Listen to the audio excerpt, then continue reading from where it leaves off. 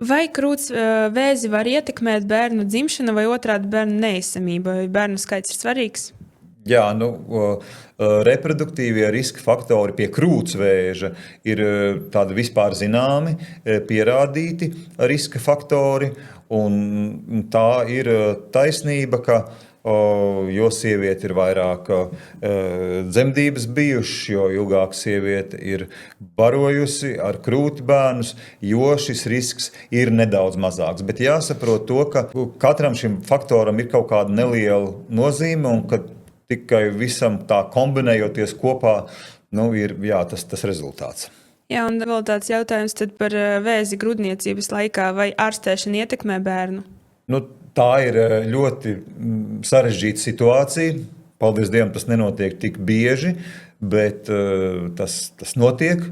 Un, ja ir iespējams izdarīt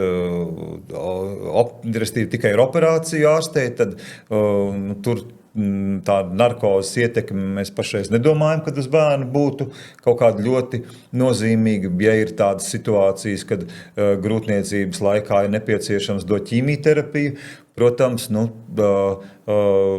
tā ir sarežģīta situācija, bet mūsdienās arī tiek sievietes 3. trimestrī ar krūtsvēzi, kas ir saslimuši, ārstēts ar ķīmijterapiju. Jā, bet vai ir iespējams pēc operācijas barot bērnu ar mammas pienu?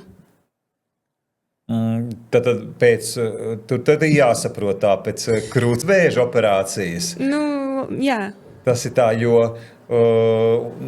tas var būt tāds sarežģītāks jautājums, jo tur vajag mums konkrētu tādu piemēru zināt. Ja? Jo ļoti bieži sievietēm pēc krūtsvēža operācijas ir apstarošana. Ja krūts ir pat saudzēta, bet ir pēc tam apstarota, tajā krūtiņā piens neveidosies. Arī numur 2, ka 2 gadus pēc krūtsvēža operācijas neiesaka palikt stāvoklī. Ja? Tā kā es teiktu, ka šis varbūt būtu tāds jautājums, ko mēs varētu arī atstāt neatbildēt, jo tur tad vajag konkrēti situāciju zināt. Jā. Bet pilnīgi noteikti ir bijuši gadījumi, ka sievietes ir palikušas stāvoklī un iespējams ar veselo krūti arī ir barojušas.